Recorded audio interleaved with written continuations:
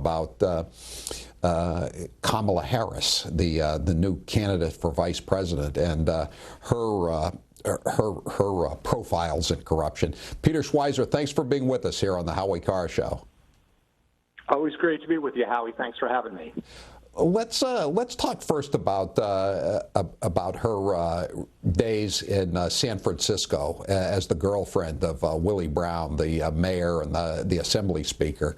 How did she use her affair with Willie Brown to become a prominent politician?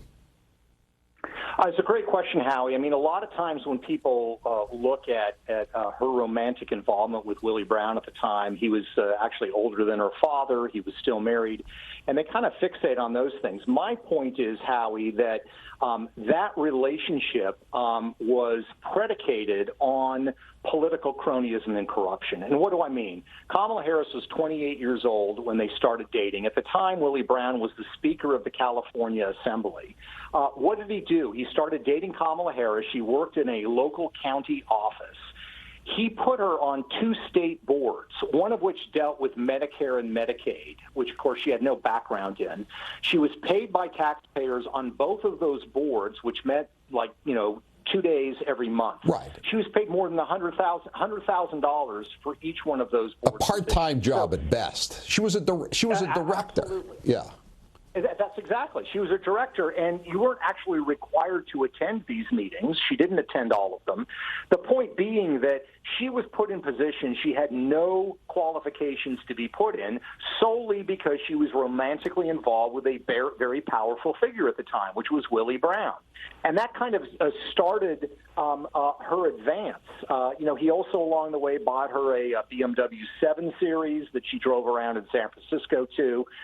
The relationship, the romantic relationship ended, but he remained a political sponsor to Kamala Harris. And what happened is that a local prosecutor, a guy named Terrence Hallinan in San Francisco, the San Francisco prosecutor, was bringing up charges on several of Willie Brown's friends on corruption charges. So Willie Brown gets behind Kamala Harris to run against Terrence Hallinan.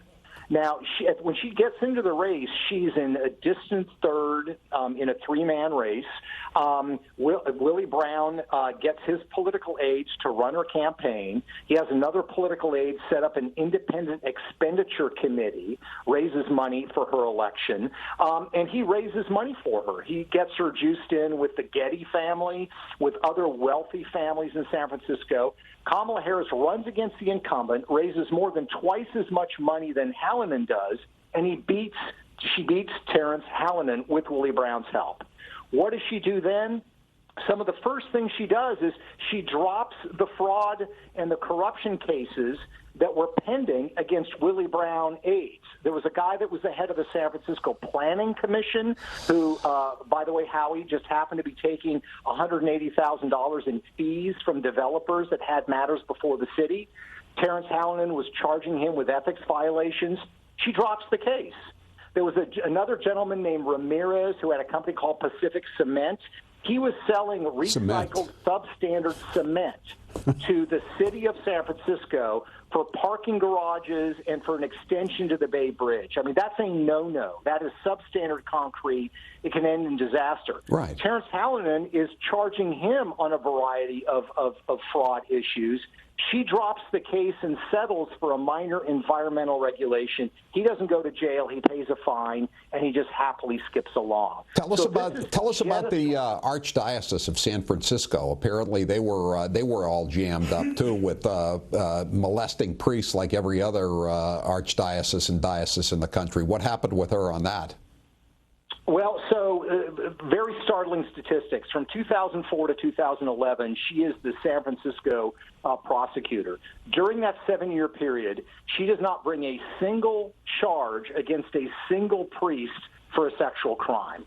To put that into context, Howie, of the top 50 major cities in the United States, every single one of them brought at least one charge against a priest on these charges.